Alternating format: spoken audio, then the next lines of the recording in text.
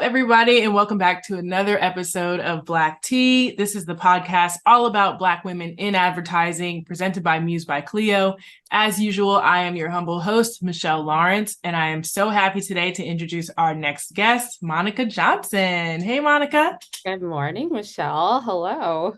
Hi. Please tell people what you do and where you're based. Of course. So my name is Monica. I am with a company called Blah Blah Blah, and it is real. We represent animation and visual effects studios. We're based in New York.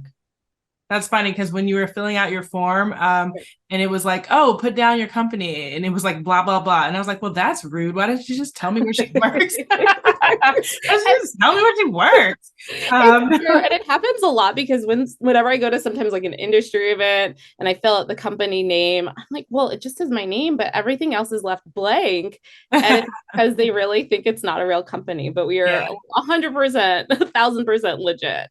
Okay. And so I want to get into that, but before we talk about your job at blah blah blah, I want to talk about how you got into advertising. What was your journey to even finding this industry? But I know a lot of people say they find advertising by mistake. And truly, I also too found it by mistake. I went to school at Hofstra University. So it started there where I had a passion for television and business. And I did some internships. And one of them happened to be with the Martha Stewart Show. Okay. And that was really cool. And then when I graduated, I was applying for jobs, and someone that I knew this company in advertising that was looking for an assistant producer. So I went in for the interview, and long and behold, the CEO was best friends with Martha. And that honestly got me in the door. That's so funny. It's so funny. It's always like this small little thing. You can be amazing, the best candidate, and then it's like, oh, because you used to be my step team coach, and so that's why it's always like a little personal thing that helps people out. It truly is, and it's a 2-degree separation, but it's always really about who you know. And so that just happened, and I really wanted to get into producing of some sort. And it was perfect because it was short form productions and TV and really exciting and all that. So yeah, I that's landed. cool. And this is why we need to get our super strong Black women advertising network going, because really we can build each other up. We can bring in new faces. It really is about who's willing to give you that shot when you're qualified, but you just look unfamiliar. So the more we can create a network of familiarity, like I think, that the better the industry will be for having us. So let's talk a little bit about unpack your job as an animation / VFX agent. What does that job entail? Basically, for an animation visual effects agent, we at Blah Blah Blah work with a specific niche of studios. So we have about 10 studios on our roster that all range from doing different styles of animation. So you have your stop motion. You have something that we call faux motion, which is CG stop motion, your 2D animation, 3D CG, photo reel. So we are working a lot of times with the advertising agency producers. And I used to be one. So it's coming from that world of agency life and then jumping into the rep world. It's cool because I get to understand a little bit of what goes on behind the scenes. Yeah. And we work a lot with producers depending on their project, right? So if you have an animated project, they'll hit me up, or an experiential project or a visual effects project, which might require, high-end CG or something to look 3D or photoreal if you're doing liquids, or if you're doing recreating someone in CG and needing to make sure that their hair and their facial features are completely on point. That's a lot of what our studios do. So I am basically the middle person between the advertising agency and our studio. And you must really look at a lot of books, look at a lot of look at a lot of animation and VFX, which is also just like a fun way to stay. And I grew up loving animation. I'm an 80s baby all the way. So Saturday mornings, those TV cartoons would come on. So animation is something that I really, really, really love. Me too. If I could do a job, just like automatically have the skills and do that job instead of what I do now, that would be my go-to. So do you guys have all of the animators and VFX artists in your studio, or are you kind of an aggregate for finding that talent and putting them in touch with the agencies? I will find the talent. So if the producer calls me and says, "Hey, Monica, I have a really great project. Take a look at the board. Let me know what you think." I'll say, "Oh, well, X, Y, and Z company would be great." So let me hit them up. And, I'm talking with the executive producers. I'm getting reels together. I'm coordinating.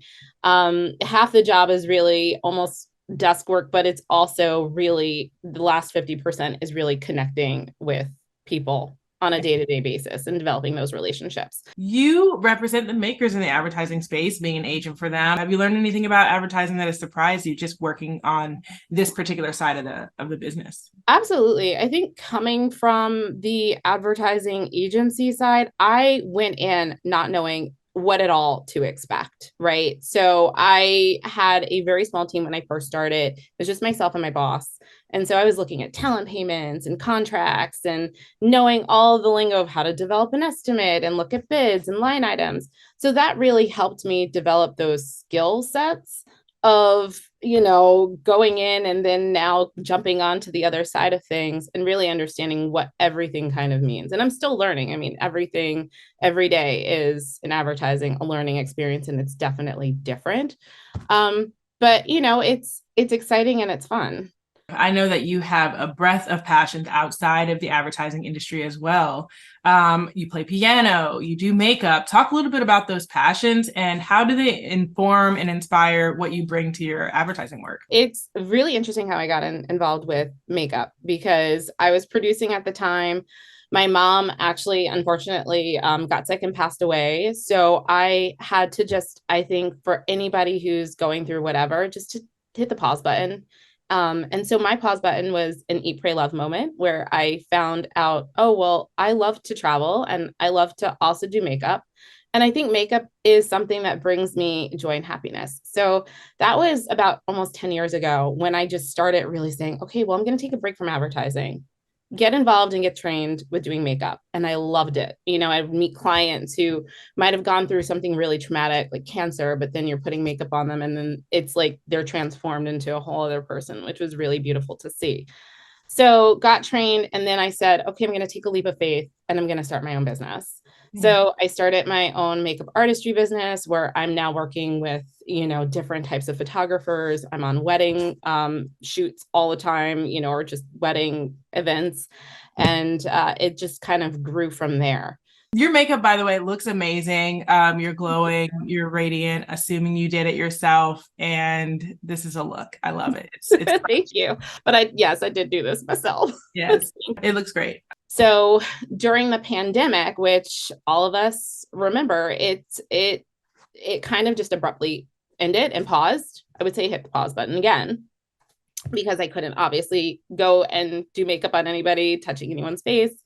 So I said, okay, well, what other things can I do besides Netflix and chill and work out at home? And we were working from home with advertising, and I had a piano lying around, and I just literally, I'm kind of very spiritual, so I felt energy radiating from that area. My mom's portrait looks over the piano, and I just said, okay, one day, you know what, we're just going to do it. We're going to sit down and we're going to just start playing. So I was trained a really long time ago when I was 8 for a couple months. I hated it. I got to be honest. It was not my thing. But coming back to it now, I really appreciate it because it brought me a sense of calmness and solace. Yeah. And with everything going on in the world, it was just very, very calming. Wow. So I said, okay, I'll just dabble, play a couple songs that I knew. It was like Twinkle Twinkle and Furlies, and that was it. Didn't know how to read music, posted it, and then people just started liking my stuff and saying, oh my gosh, how did you, what? We didn't even know you played piano. I said, well, I didn't know either. And then they just said, you need to continue with it. You need to just keep making music because it's helping me. So I accepted their challenge, and every single day I would just learn how to read music, play piano, learn new songs, anything that I would hear on Spotify. I would then say, okay, you know what? It's really challenging. I don't care. It's Chopin. We have time. It's more than 2 weeks in the pandemic. So we're going to figure this out. Well, I partnered with a foundation called the Scleroderma Foundation because that's something that my mom had because there's still no cure for it. So really just trying to donate as much as we can. How does your partnership with the nonprofit work? So basically, I'll hold recitals. Those who donate, that gets put into a huge lump sum, and then it's given to the Scleroderma Foundation. Beautiful. I love that. Can you speak on one of the challenges that you've had to deal with that, you know, came up essentially because you're a Black woman in this industry? Have you had a challenge like that? How did you manage it? And would you do anything differently in hindsight? So I've definitely had my fair share of challenges in the industry. And sometimes when I enter a room, if the person's never met me before and they've only spoken to me on the phone or via email, I will get a look and I automatically know where we're going with this. So, you know, you have to be taken seriously. And sometimes I feel that as women of color, we're not. So we certainly deserve a seat at the table because we're bringing all our skill sets and talents together. And it's really just showcasing that, but also, you know, never being undermined either. And the best thing that you can do really is what you said, is to just show up and be awesome at what you do. Speaking of which, are there any projects or campaigns that you've worked on that you are especially proud of? Yes, very proud. When I first started out, this was something that we did for Sobe Life for. It was my very first job in advertising. And we worked with Naomi Campbell. We worked with Michael Jackson before he passed. And that was incredible. And we worked with an LA-based production company on all the CG for the lizards. But it was just really cool to see that. So I'm especially proud of that because it was a Super Bowl spot. Yeah. And never done Super Bowl before. That's major. It was major. And then now on the rep side, working with all these really talented studios, we have just an enormous amount of amazing things coming out. We have one studio who's worked on several different music videos that I'm sure you've seen. Nathan Love is one of our studios who we represent. They specialize in all things like character animation, CG, 2D, but they worked with Katy Perry on her music video for Smile. And then also they just worked with Eminem and Snoop Dogg. Oh, fun. That's cool. On theirs, which was a live mix. Are there any Black-owned companies or products, beauty or otherwise, that you are really loving right now?